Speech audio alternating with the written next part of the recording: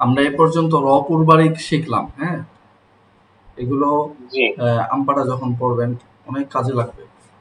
প্রতিটা আয়াতে আয়াতে এগুলো আসবে, অর্থাৎ খেয়াল রাখবেন যা পড়েছেন ডেলি একবার হলেও অল্প দু একটা পৃষ্ঠা হলেও রিভাইজ দিবেন, পিছনের পড়াগুলো একটু সামারি দিবেন। এরপরে দেখেন এই যে আনা শব্দটা পড়ার নিয়ম। হ্যাঁ, কোরআন শরীফে অনেক জায়গায় আসবে এমন শব্দ, ওটাকে আপনি টান দিবেন কি না দিবেন না, এটা এর একটা নিয়ম আছে, এই নিয়মটাই পড়াবে। আনা শব্দ পড়ার নিয়ম আমরা পূর্বে পড়েছি, জবরের বাম পাশে খালি আলিফ থাকলে এক আলিফ লম্বা করে পড়তে হয়। তবে আনা শব্দ লম্বা করে পড়া যাবে না। যেমন অনেক জায়গায় যাবে, আবার অনেক জায়গায় যাবে না। কোন কোন জায়গায় যাবে না লেখা আছে, ওয়ালা আনা আবিদুম মা আবাদতুম, এখানে কি করা যাবে না, টান দেওয়া যাবে না। ঠিক আছে, সামনে আরো বিস্তারিত আছে। সূরা কাফিরুনের এই আয়াতটি আনা শব্দ লম্বা হবে না। শুধুমাত্র 4 অবস্থায় আনা শব্দ লম্বা করে পড়তে হয়। কয় অবস্থায়? 4 অবস্থায়। 4 অবস্থায়। এই যে যেমন আনা বা, আনা বু, আনা মিলা, আনা সিয়া, আনা সিয়া। হ্যাঁ, এই 4 অবস্থায় কি করবেন, আনাকে আর কি টান দিয়ে পড়বেন, অন্যথায় কোথাও টান হবে না। এই বিষয়টা বুঝতে পারছেন তো? জি। ওয়ালা আনা আবিদুম মা আবাদতুম, এটা তো সূরা কাফিরুনে। তো সূরা কাফিরুন ছাড়া অসংখ্য আয়াতে এরকম আসবে। তখন আপনি কি বুঝবেন? আপনি 4টা জিনিস মনে রাখবেন, যে আনার পরে যদি বা আসে, বা আনা বু আসে, বা আনা মিলা আসে, আনা সিয়া আসে, এই যে 4টা লাল দাগ দেওয়া 1 2 3 4, এই 4টা যদি আনার পরে আসে তাহলে সে আনা কি করতে হবে, টেনে পড়তে হবে। কি করতে হবে? টেনে পড়তে হবে, অন্যথায় টানা যাবে না।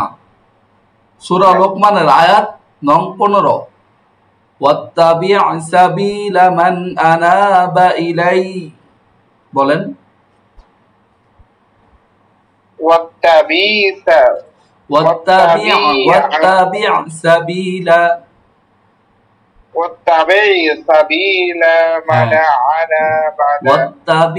সাবিলা মান আনাবা ইলাই,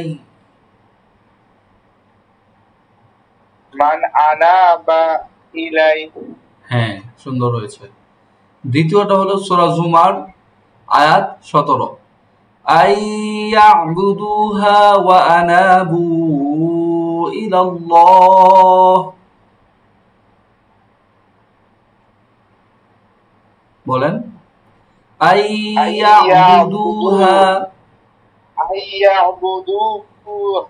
ওয়া আনাবু ইলাল্লাহি, হ্যাঁ, ওয়া আনাবু ইলাল্লাহ।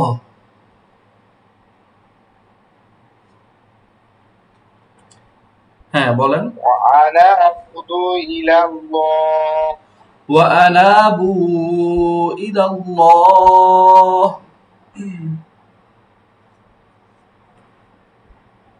হ্যাঁ, ঠিক আছে।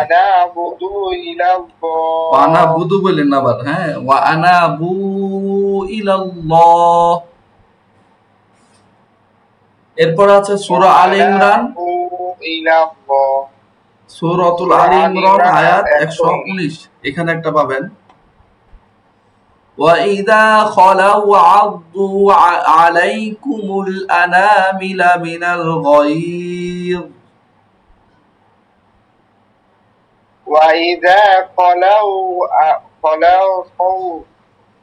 عَضُّوا عَلَيْكُمْ أَنَامِلَ مِنَ الْغَيْظِ، হ্যাঁ, وَإِذَا خَلَوْا عَضُّوا عَلَيْكُمُ الْأَنَامِلَ مِنَ الْغَيْظِ। এখানে হচ্ছে আনামিলা, আনামিলা, আনামিলা মিনাল, আনামিলা মিনাল গায়র ওয়া ইদা খালাউ আদু এতটুকু বলেন ওয়া ইযা খালাউ আদু হ্যাঁ ওয়া ইদা খালাউ আদু আলাইকুমুল আনামিলা আলাইকুম আনামিলা হ্যাঁ এরপরে মিনাল গায়র মিনাল গায়র মিনাল গায়র হ্যাঁ মিনাল গায়র মিনাল গায়র হ্যাঁ এরপরে দেখেন সূরাতুল ফুরকান ওয়ানুসকিয়াহু মিম্মা খালাকনা বলেন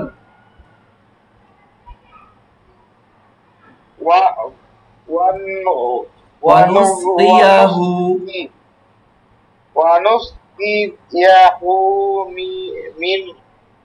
مما মিম্মা খালাকনা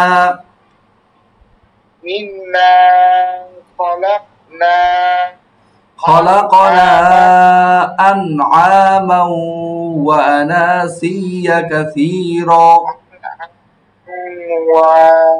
وأناسيا كثيرا أنعاما وأناسيا كثيرا আচ্ছা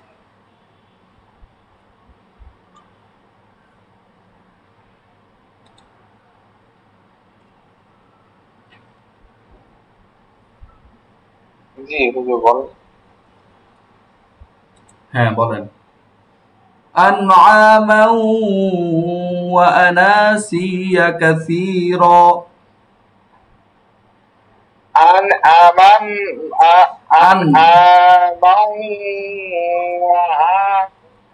وأناسيا كثيرا হ্যাঁ সুন্দর খেয়াল রাখবেন হ্যাঁ এই চারটা জায়গায় টান হবে মান আনা বা ইলাই ও আনা বু আর কি আনার পরে বা আসলে বু আসলে মিলা আসলে সিয়া আসলে ঠিক আছে এগুলো খেয়াল রাখবেন একবারে মৃত্যুর আগ পর্যন্ত যেন খেয়াল থাকে ইনশাআল্লাহ এইভাবে পড়বেন আরেকটা দেখেন আনাবু আনাবুয়া আনামিলা আনাসিয়া হ্যাঁ এই দেখেন আরেকটা বিষয় আছে বিশেষ দ্রষ্টব্য দিয়ে এই জাতীয় শব্দ মূলত আনা নয় এখানে দুটি শব্দ রয়েছে তা লম্বা করে পড়তে হবে কলু বালা কদে জাআনা নাযীর কদে জাআ একটা শব্দ জাআ কি একটা শব্দ না আরেকটা শব্দ এটা লোক আনার কোনো মিলই নাই ঠিক আছে খেয়াল রাখবেন হ্যাঁ জাআ একটা শব্দ নুন আলিফ জবর না মদার হরফ এটার সাথে যেন না মিলে যায় যে আনাবু আনা আনাবা আনাবু আনামিলা আনাসিয়া এগুলোর সাথে যেন এটা না মিলে যায় এটা একটু খেয়াল রাখবেন সবসময় হ্যাঁ قالوا بلى قد جاءنا نذير قالوا بلى قد جاءنا نذير হ্যাঁ قالوا بلى قد جاءنا نذير বলেন قالوا بلى قد جاءنا نذير আরেকটা নিয়ম শিখেন এখন যা পড়া আছে সব গুরুত্বপূর্ণ পড়া আলিফে জাইদা কি জাইদা অর্থাৎ অতিরিক্ত আলিফ অর্থাৎ কি অতিরিক্ত আলিফ এতক্ষণ শিখলেন আনা আনা বা আনাবু আনা মিলা আনা সিয়া এই চারটার সিস্টেম শিখলেন যে এই চারটা আসলে কি করতে হবে টেনে পড়তে হবে এই চারটা ব্যতীত যা যেগুলো আছে এগুলো টান দেওয়া যাবে না এখন আরেকটা শিখেন আহ, অনেক জায়গায় আসবে আপনার এমন সূরা দাহর এগুলোর মধ্যে আসবে যখন একটা আলিফ থাকবে পাশে, এখন আলিফটা কি টান দিবেন নাকি এমনি পড়ে পড়ে ফেলবেন, ওটা একটু দ্বিধাদ্বন্দ্ব লাগবে। এটা এই নিয়মটা শেখান আজকে। আলিফে জাইদা অর্থ অতিরিক্ত আলিফ, অতিরিক্ত আর কি বাড়তি, আর কি বাড়তি আলিফ। একটা আলিফ, এতে লম্বা করা যাবে না। এটা কোরআন মাজিদে মোট 24টা জায়গায় আছে। এটা লিখতে ব্যবহার হবে, লিখতে কি হবে লেখায় আসবে কিন্তু ব্যবহার পড়ায় হবে আসবে না, পড়তে না। ব্যবহার হবে না। তবে এতে ওয়াকফ করলে এক আলিফ লম্বা হবে, এক আলিফ লম্বা হবে ওয়াকফ করলে, লম্বা। ওয়াকফ ছাড়া ব্যবহৃত হবে না। যেমন قوارير من فضة قدروها تقديرا। বুঝতে পারছেন? এই যে একটা আলিফ আসছে, আর এই আলিফের আরেকটা সুবিধা কি, এই আলিফটা যখন আসবে তখন এরকম একটা শ্যাডো থাকবে গোল, আর কি নুক্তার মধ্যে তো মনে করেন পুরাটাই থাকে দাগ, ঠিক আছে না, কালো দেন আর সাদা থাক যেমনই থাক, নুক্তা পুরাটাই একটা শ্যাডো থাকে। আর এটার মধ্যে একটা রাউন্ড শেপ থাকবে, আর কি মাঝে সাদা থাকবে আর চারোদিক দিয়ে একটু কালো থাকবে আর কি, কোরআন মাজিদে বা অন্যরকম থাকবে। হ্যাঁ, এই আর কি, এটা দেখলে বুঝতে পারবেন। قوارير من فضة قدروها تقديرا। এই যে একটা আলিফে জায়দা আসছে, এখানে আমরা টান দিলাম কওয়ারি, আবার এখানেও যদি অক্ফ করতাম টান টান দিতে হইতো কওয়ারি র, ঠিক আছে?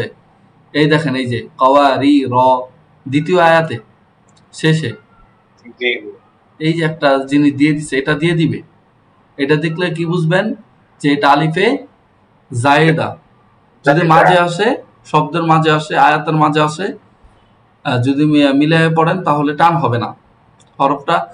অনেকে মনে করবে যে মধ্যে তবাই, আমাদের নাইম ভাই মনে করবে দেখবেন মধ্যে তবাই, তো উনি তো ক্লাস করে না, উনি বুঝবে না। অর্থাৎ নাইম ভাই যদি ভিডিওটা দেখেন ভালো করে পড়ে আসবেন, এটা কখনো আলিফ মধ্যে তবাই হবে না, এটা আলিফে জায়েদা অর্থাৎ অতিরিক্ত আলিফ। হ্যাঁ, কওয়ারির মিন, একটু বলেন তো, আপনি বলেন তো। কওয়ারির মানে যদি আমি না, থামি এখানে, টান হবে না তো। না এটা যদি আমি ওয়াক্ফ করি, হ্যাঁ, অক্ফা করতে পারবেন, সমস্যা, অক্ফা করলে টানবেন। কিন্তু একটা আয়াত মনে করে এখানে শুরু হইল, এখানে তো আপনার টানার দরকার নাই বা টানবেনও না, তাই না? এই যে শেষে গিয়ে টানবেন, বা কারণবশত আপনার গলায় সমস্যা হচ্ছে, তখন অক্ফ করতে পারেন, সমস্যা না। কওয়ারি র, হ্যাঁ, অক্ফ করলেন, এরপর আবার শুরু করবেন কওয়ারি র থেকে। কওয়ারি র মিন ফিদ্দাতিন কদ্দারুহা তাকদীরা। হ্যাঁ, বলি। قوارير من فضة قدروها قدروها تقديرا। تقديرا। হ্যাঁ, قدروها تقديرا বলেন। تقديرا। এরপরে আয়াতটা বলতে পারবেন, দেখি কতটুকু পারবেন কিনা। ويضاف عليهم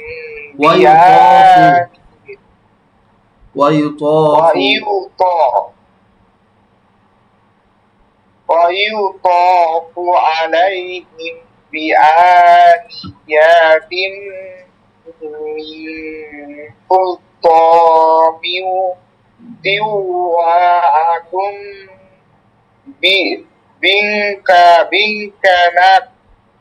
بنكنف قوارير। হ্যাঁ, আরো অনেক চালু করতে হবে, নাজেরা পড়তে হবে অনেক। আচ্ছা, এখন শুনেন। ويطاف عليهم بآنية من فضة وأكواب। এই যে এরপরে আবার এখান থেকে শুরু করবেন, বিআনিয়াতিম মিন ফিদ্দাতিন ওয়া আকওয়াবিন কানাত কাওয়ারিরা। এইভাবে যখন সুন্দর করে হরকতের উচ্চারণ হরকতের মতোই টানবেন, মদের হরফের মতোই টানবেন, গুন্নাগুলো গুন্নার মতো করেই টানবেন, ইকফা গুন্নাটা ইকফা গুন্নার মতো, ওয়াজিব গুন্নাটা ওয়াজিব গুন্নার মতো, লিনের হরফটা লিনের হরফের মতো যখন টানতে পারবেন সুন্দর করে, সেই দিন মনে করবেন যে আলহামদুলিল্লাহ শিখতে পারছি, সাকসেস। হ্যাঁ, এরপরে থেকে নিয়মিত আমল করবেন, তেলাওয়াত করবেন, প্রতিদিন এক পারা আধা পারা তেলাওয়াতে রাখবেন, পারবেন ইনশাল্লাহ। শেষই তো হয়ে গেছে। আচ্ছা, আমরা এটা বুঝলাম তো, এই কয়েকটা নিয়ম মনে রাখবেন। হ্যাঁ, এগুলো কোরআন শরীফে আসবে, এই যে 29 নাম্বার পারা যখন পড়বেন এগুলো আসে, অতিরিক্ত আসে।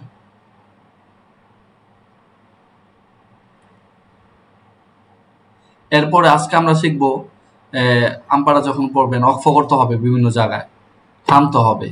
কিভাবে থামবেন এই কিছু নিয়ম আছে। তেলাওয়াতে ওয়াকফ করার নিয়মাবলী, ঠিক আছে। আমরা কথা বলার সময় ছোট বড় বিভিন্ন রকমের বাক্য দ্বারা কথা বলে থাকি। বড় কথার মাঝখানে দম ছেড়ে দিয়ে আবার কথা বলতে শুরু করি। যেখানে দম ছেড়ে দেই সেই কথাটি লেখার সময় দাড়ি বা কমা দিয়ে থাকি। এরকম ভাবে সকল ভাষার মধ্যেই দাড়ি কমা রয়েছে। তেমনি ভাবে কোরআন মাজিদ তেলাওয়াত করার সময়ও দাড়ি কমা রয়েছে। এগুলোকে বলা হয় ওয়াকফ। এগুলোকে কি বলি আমরা? ওয়াকফ বলি। হ্যাঁ, এটা খেয়াল রাখবেন। এরপরে দেখেন, কোরআন তেলাওয়াতে অনেক ধরনের ওয়াকফ রয়েছে। নিম্নে কিছু ওয়াকফের বর্ণনা দেওয়া হলো। অনেক ওয়াকফ আছে, বিশেষত এই ওয়াকফটা খুব বেশি আছে না আয়াতের শেষে গোল। এটাকে কি বলে জানেন? ওয়াকফে তাম। ওয়াকফে তাম বলে। হ্যাঁ, এই ওয়াকফের নাম কি? ওয়াকফে তাম। ওয়াকফ করা না করার বিবরণ। আয়াতের শেষে এ চিহ্ন থাকলে ওয়াকফ করতে হবে। আয়াতের শেষে এ চিহ্ন থাকলে কি করতে হবে? ওয়াকফ করতে হবে। ওয়াকফের নাম কি? ওয়াকফে তাম। যদি আপনার নামটাও মনে না থাকে, অন্তত যেন চিহ্ন দেখলে বুঝতে পারেন যে এটা থামার স্থান, ঠিক আছে। এতটুকু যেন আপনার খেয়াল থাকে। আর চেষ্টা করবেন মুখস্থ করার জন্য। নামগুলা মুখস্থ করলে আপনার ভালো লাগবে আর কি, মাঝে মাঝে দেখলে বলতে পারবেন। ওয়াকফে তাম, থামার স্থান। আচ্ছা, 2 নাম্বার আসেন। বিভিন্ন সময় ওয়াকফের উপরে বা হরফের সাইডে একটা মিম দেওয়া থাকবে, ত দেওয়া থাকে না, জিম দেওয়া থাকে, জা দেওয়া থাকে, সদ দেওয়া থাকে কিন্তু এগুলো ওয়াকফ। মাঝে মাঝে বলি তো এখানে ওয়াকফ দেওয়া আছে, কারণ কি ওয়াকফ এগুলো আপনি শিখতেছেন। মিম মানে ওয়াকফে লাজিম। ওয়াকফে কি? লাজিম। এই চিহ্নে ওয়াকফ করতে হবে, না হয় অর্থ পরিবর্তন হয়ে যাবে। যদি অর্থই পরিবর্তন হয়ে যায়, অর্থাৎ এখানে ওয়াকফে লাজিম, আবশ্যক। লাজিম কি? ওয়াজিব, আবশ্যক। ওয়াকফ আপনার করতেই হবে। বলেন, গুরুত্ব দিয়েছে আর কি লাজিম বলে। ওয়াকফ করতেই হবে যখন হ্যাঁ, এই চিহ্ন ওয়াকফে লাজিম। 3 নাম্বার আসেন প, ওয়াকফে মুতলাক। ওয়াকফে মুতলাক। এই চিহ্ন ওয়াকফ করা উত্তম। অনেক সময় বলি না যে ত আসছে, তয়ে ওয়াকফ করা উত্তম। বুঝতে পারবেন আমপারা শুরু করলে ত আসবে, এখানে ওয়াকফ করবেন আর কি, ওয়াকফে করা ভালো, উত্তম আর কি। এরপরে জিম। জিমে ওয়াকফে জায়েজ। জিম কি? ওয়াকফে জায়েজ। এই চিহ্নে ওয়াকফ করা না করা উভয়ই জায়েজ, তবে ওয়াকফ করা উত্তম। এখানে আপনি করতেও পারবেন চাইলে, বা মিলেও পড়বেন, সমস্যা নাই, তবে ওয়াকফ করলে উত্তম, ভালো আর কি। আর যা ওয়াকফে মুজাওয়াজ। ওয়াকফে কি? মুজাওয়াজ। আপনি অন্তত এই হরফগুলো খেয়াল রাখবেন যেগুলো ওয়াকফ। আর যখন আয়াতে দেখবেন তখন অটোমেটিকলি ব্রেনে চলে আসবে যে এটা ওয়াকফের স্থান, অর্থাৎ ঘাবড়ানোর কারণ নেই। এই চিহ্নে ওয়াকফ করা না করা উভয়ই জায়েজ, তবে ওয়াকফ করা উত্তম, এই আগেরটার মতোই। সদ ওয়াকফে মুরাক্খাস। ওয়াকফে মুরাক্খাস। এই চিহ্নে ওয়াকফ না করা উত্তম। এই চিহ্নে কি করতে হবে? ওয়াকফ করবেন না, মিলিয়ে পড়ে পড়ে নেবেন। এরপর কফ আর ফা থাকবে একটা, ওয়াকফে আমর। ওয়াকফে কি? আমর। এই চিহ্ন অবশ্য ওয়াকফ করতে হবে। এই দেখেন আরো আছে, ওয়াকফে গুফরন আছে, ওয়াকফে জিব্রাইল আছে। এগুলো কি পড়া দিব? ওই পর্যন্তই থাক, আমি দেখে আসবো। আচ্ছা, একটু দেখে নেয়, সহজ, সমস্যা নাই, এগুলো ঘাবড়ানোর কারণ নাই। দেখেন আমি একটু পড়াই দিই আপনাকে। 8 নাম্বার লাগলে আবার পড়াবো, সমস্যা নেই। কাফ ওয়াকফে কিল ইলাইহি, ওয়াকফে কিল ইলাইহি, এই চিহ্ন ওয়াকফ না করা ভালো কাফ থাকলে। লাম লা ওয়াকফে ইলাইহি, এই চিহ্ন ওয়াকফ করা যাবে না। এই লাটা যখন থাকবে, দেখো অনেক আয়াতের শেষে লা থাকবে, এখানে ওয়াকফ করা যাবে না, মিলিয়ে পড়ে নিতে হবে। তবে অনেক সময় ওয়াকফ করা যায়। যেমন একটা ছোট মানুষ, ছোট বাচ্চা, বা আপনার গলায় সমস্যা পড়তেছে না, এখন তো গলায় সমস্যা, এটা পড়ে গেল সামনে, কি করবেন? ওয়াকফ করে ফেলবেন, কিছু করার নেই। এরকম সিচুয়েশনে ওয়াকফ করা যাবে, আর যথাসম্ভব ওয়াকফ না করা। এখানে এই লাটা থাকলে ওয়াকফ করবেনই না, যদি সম্ভব হয় আর কি। আর অপারক হলে তো কিছু করার নেই। এরপর দেখ ওয়াকফে ওয়াসলি আউলা, ওয়াসলি আউলা, এই চিহ্নে মিলিয়ে পড়া ভালো। এই চিহ্ন কি? মিলিয়ে পড়া ভালো। আরেকটা ওয়াকফ আছে খুব গুরুত্বপূর্ণ, দেখেন সাক্তা, ওয়াকফে সাক্তা, শ্বাস চালু রেখে আওয়াজ একালে পরিমাণ সময় বন্ধ রেখে তেলাওয়াত করবে। এটাকে কি বলে? সাক্তা। হ্যাঁ, সাক্তা নাম শুনছেন না এর আগে? এটা খুব গুরুত্বপূর্ণ জিনিস, সামনে পড়াবো না, সমস্যা নেই। ওয়াকফে সাক্তা, শ্বাস চালু রেখে আওয়াজ একালিক লম্বা পরিমাণ সময় বন্ধ রেখে তেলাওয়াত করবে। এরপরে দেখেন ওয়াকফে ওয়াকফ, এই চিহ্ন ওয়াকফ করা যাবে। আর কি বুঝে না বুঝেন পড়াচ্ছি, সমস্যা নেই, আবার পড়াবো লাগবে, একটু রিভাইজ দিচ্ছি আর কি। মুআনাকা, ওয়াকফে কি? মুআনাকা এমনই থাকবে। এই চিহ্নগুলো শব্দের দুই পাশে থাকে, যে কোনো একটিতে ওয়াকফ করবে। ওয়াকফে নবী সাল্লাল্লাহু আলাইহি সাল্লাম, এই চিহ্নে থামা উত্তম। এই লেখাটা থাকবে, সদ লাম ইয়া, এই ওয়াকফে এরকম থাকবে আর কি, ওয়াকফের উপরে লেখা থাকবে। এরপরে এটাও থাকবে ওয়াকফে গুফরন, এটা থাকবে আপনার এই সাজারার ভিতরে আর কি, পাশে পাশে লম্বা করে লিখে দিবে নিচা করে।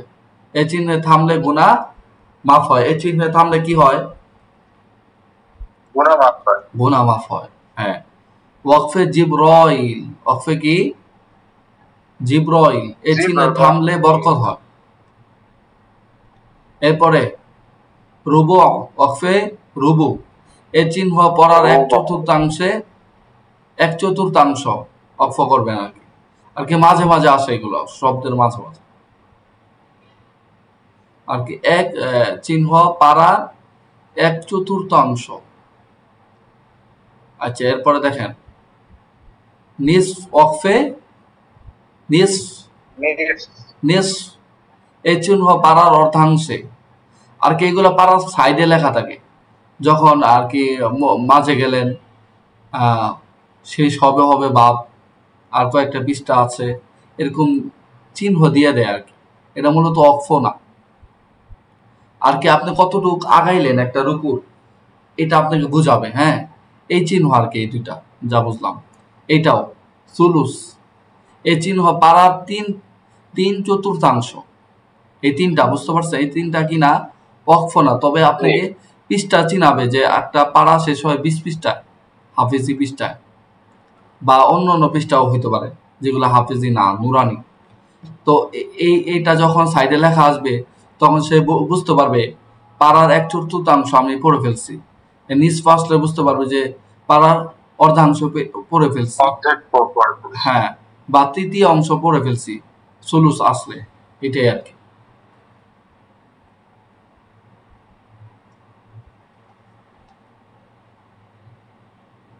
এই যে আপনার সাক্তাটা একটু আগে বললাম না, এই সাক্তা বর্ণনা এটা, যেমন এটা কেমন পড়ে? আইওয়াজা কয়িমা, আইওয়াজা, কয়গিমা, নিঃশ্বাস ছাড়বেন না, নিঃশ্বাস কি করা যাবে না, ছাড়া যাবে না, কিন্তু গুন্নাটা আগে করে নেবেন। আইওয়া যা, গুন্না করতে করতে আওয়াজটা বন্ধ হয়ে যাবে। আবার একালি পরিমাণ আওয়াজটা শ্বাস ছাড়া যাবে না, হ্যাঁ, দম ছাড়া যাবে না। এরপর আবার বলবেন কয়গিমা। বুঝতে পারছেন কথাটা আমার? এটাই হলো সাক্তা, এই যে চারটা সাক্তা। আইওয়া যা কয়গিমা, একটু বলেন তো দেখি। আইওয়াজান কয়িমা, হ্যাঁ, এই যে ভাবে মিনার কদিনা হাযা, বলেন তো। মিম কদিনা হাযা, হ্যাঁ, ওয়াকিলা মান রাক, এটা বলেন। আকিলা মান গুণা হবে না তো, গুণা নাই। নুন সাকিনের পরে র লাম, ঈদে গমে বেলা গুণা হরফ, র আসছে, তাহলে গুণা হবে না। ওয়াকিলা মান রাক, বলেন। আকিলা মান রাক, হ্যাঁ, কাল্লা বাল রানা, কাল্লা বাল কাল্লা বাল, কাল্লা টান হবে, কাল্লা বাল রানা। কাল্লা বাল রানা। হ্যাঁ, আচ্ছা, এগুলো একটু সামারি দিয়ে, হ্যাঁ, এগুলো পড়াইলাম, খুব গুরুত্বপূর্ণ পড়া ছিল সব। আনা শব্দের, তারপরে আলিফে জায়দা, ওয়াকফগুলো একটু দেখলেন, এত মুখস্থ করা লাগবে না, আর কি একটু সামারি দিবেন, তাইলে হয়ে যাবে। আর সাক্তা তো বুঝেই গেলেন কিভাবে সাক্তা করতে হয়, এই চারটাই থাকবে সাক্তা কোরআন শরীফ।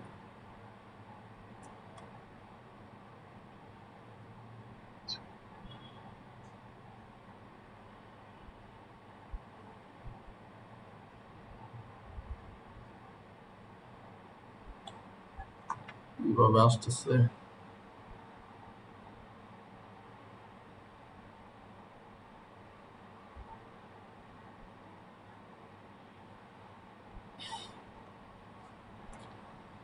মাখরাজ গুলো হয়েছিল।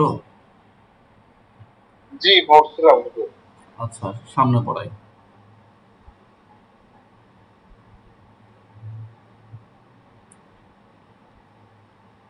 11 নং মাখরাজ।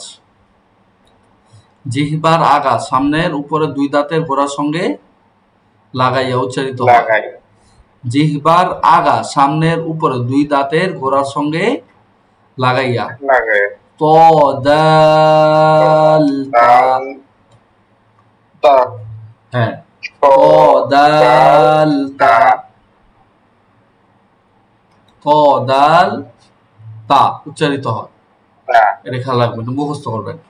জিহ্বার আগা সামনের নিচের দুই দাঁতের আগার সঙ্গে লাগাইয়া উচ্চারিত হয়। জিহ্বার আগা সামনের নিচের দুই দাঁতের আগার সঙ্গে লাগায়। উপরেরটা কি ছিল? জিহ্বার আগা সামনের উপরের, নিচের ছিল না, সামনের উপরে দুই দাঁতের গোড়ার সঙ্গে লাগায়া। আর নিচেরটা কি? সামনের নিচের দুই দাঁতের আগার সঙ্গে লাগায়া। সদ সিন জা, হ্যাঁ, আবার সদ সিন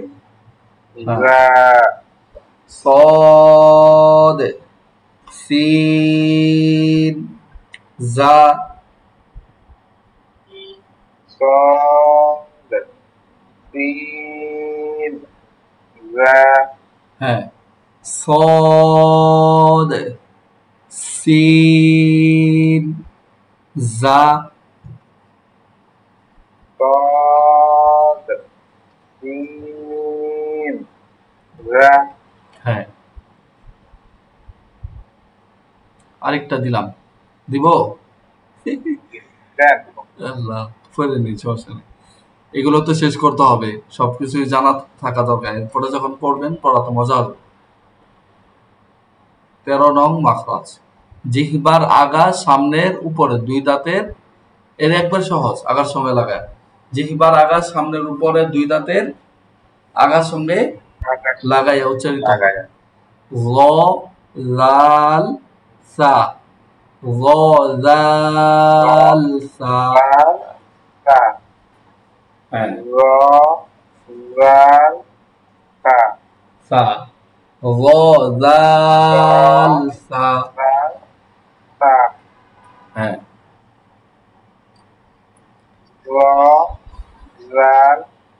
সা, ল লাল সা। হ্যাঁ,